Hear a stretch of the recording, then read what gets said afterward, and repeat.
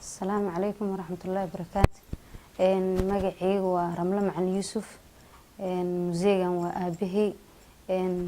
Museega marka uu naga xanuunsan yahay cudurka wuxuu hayaa sanad iyo bar uu la jiifaa.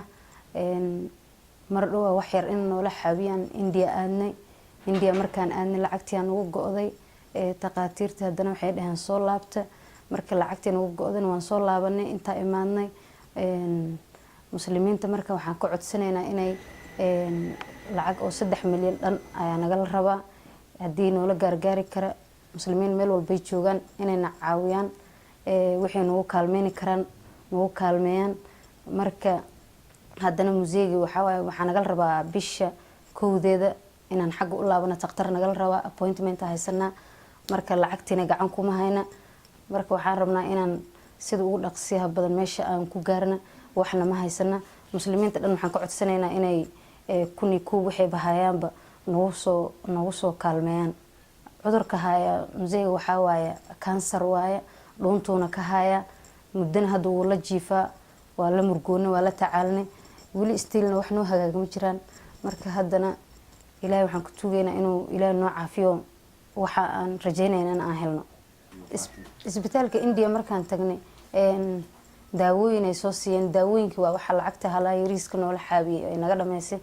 marka 1 milyan iyo bar camal way naga soo qaateen daawooyinka markay go'day operation ina u gudbina la rabina lacagtii nagu go'day. diyaaradda taa waxaan ku soo raacnaan garan wayne diyaaradda dad Hindi oo muslim ah ayaa nagu kaalmeeyo diyaaradda soo saaray sidaas hadda Nairobi ugu soo laabanay. hadii kadibna waxaan u balansanaa waa operationki marka lacagtiisa iyo waxyaabo kala sii jiro gubniin la lahaay. marka wixii aan noo dhiman wixina waxba uma hayna hadda lacag 3 milyan dhan way gaaraysaa inta hadda uu ku daawoobay.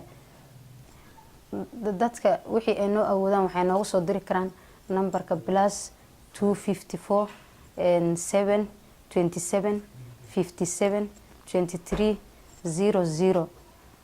kan kalena waxa waaye +254 7 28 33 43 27.